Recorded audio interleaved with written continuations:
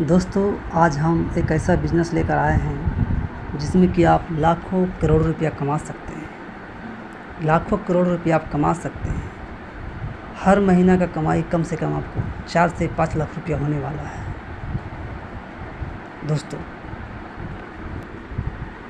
दोस्तों आप देख रहे हैं हमारा चैनल राजा रहे सतबंधु और मैं हूं आपका दोस्त वीरेंद्र साइन। तो दोस्तों, इस वीडियो को आप आखिरी तक देखिएगा, तभी आपको कुछ समझ में आएगा कि बस का बिज़नेस कैसे करें, कहाँ से करें, कैसे होता है।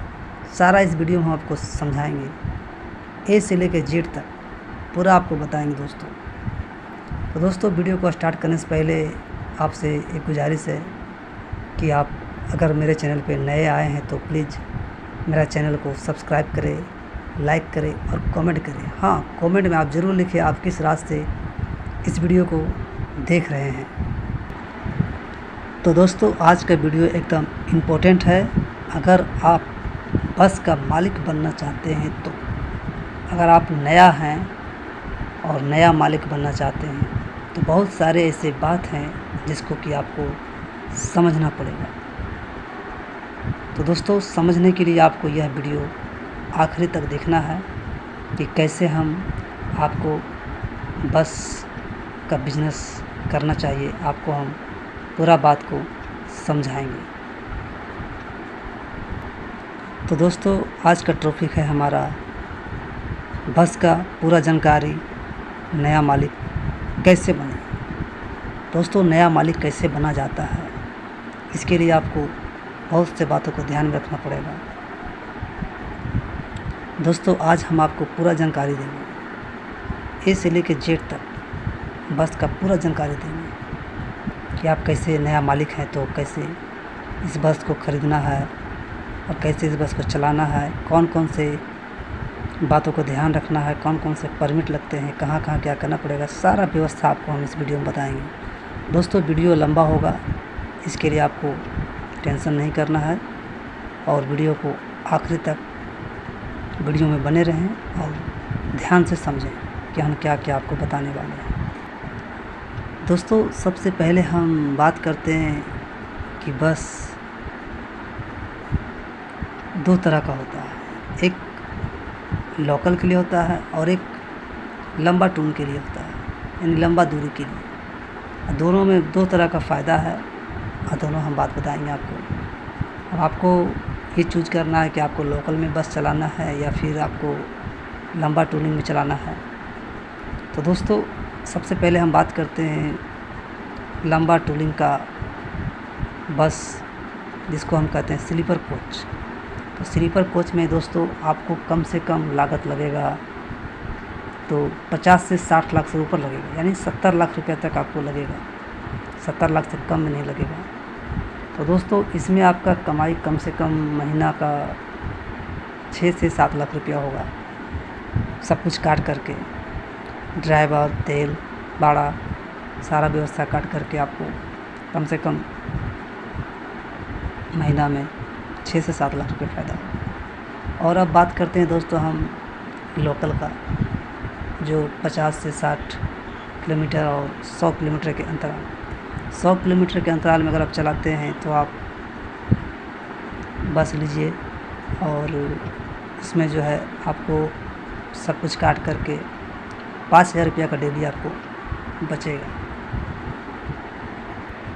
तो दोस्तों, अब हम बात कर लेते हैं कि बस लिया कैसे जाता है। अगर आप हार्ड कैश ले रहे हैं तब तो आपको किसी भी तरह का कोई कागज़ का ज़रूरत नहीं है, पैसा दीजिए और हार्ड कैश लेके आइए। और अगर आपके पास हार्ड कैश नहीं है, 10 लाख है, 8 लाख है, 9 लाख है, तो आप फाइनेंस करवा सकते हैं।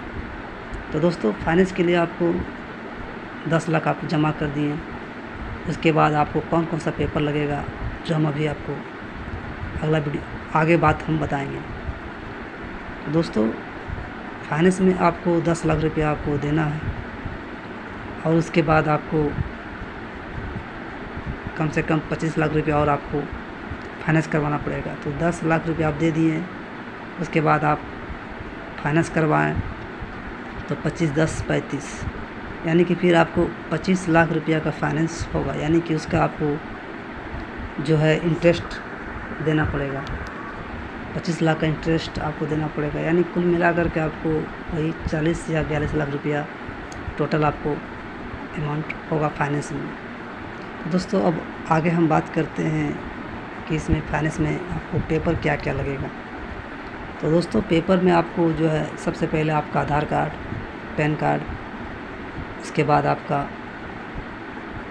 6 महीना का, कम से कम 6 महीना का आपका जो है बैंक इंक्वायरी देना पड़ेगा, बैंक स्टेटस देना पड़ेगा आपको।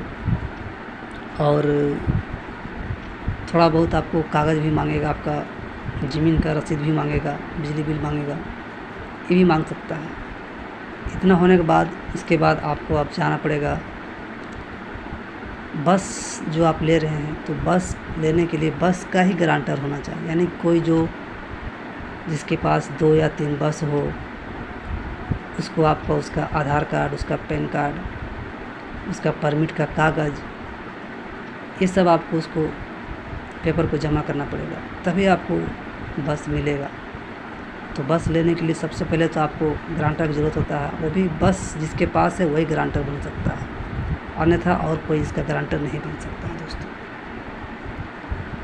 और उसके बाद दोस्तों आपको परमिट के लिए भी आपको पहले से ही बात कर लेना पड़ेगा कि परमिट आपको कैसे कहाँ से करवाना है। परमिट का पूरा ब्यौरा आपको अपने आप पास जमा ले लेना है, समझ लेना है। उसके बाद आपको परमिट का जब पूरा पता हो जाए तभी आप इसके लिए आगे कदम बढ़ाइए। जिस दिन आप गाड़ी बुक करेंगे दोस्तों, उस दिन गाड़ी का नंबर आपको पता कर लेना है, कौन सा गाड़ी हम ले रहे हैं।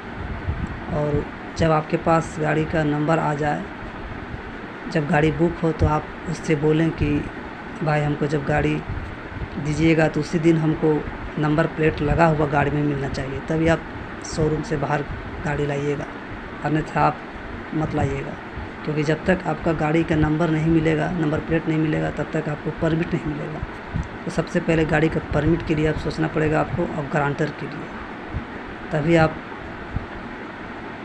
बस का मालिक बन सकते हैं और सुविधा होगा आपको, अन्यथा बहुत आपको झेलना पड़ेगा, परेशानियों का सामना करना पड़ेगा। तो दोस्तों हमने आपको सारा परेशानियों का सामना बता दिया है। अब उम्मीद है कि आप लोग इस बात से पूरा सहयोग हो गए होंगे, पूरा समझ गए होंगे कि कैसे कैसे कहाँ कहाँ क्या करना पड़ता है। दोस्तों अगर आपको ऐसा लग रहा है कि हमने कुछ बताने के लिए छोड़ दिया है तो प्लीज़ कमेंट करें, फिर से हम एक नया वीडियो आपको बना के देंगे। तो दोस्तों तब तक के लिए नमस्कार, और आप खुश रहें और अपना परिवार को भी खुश रखें।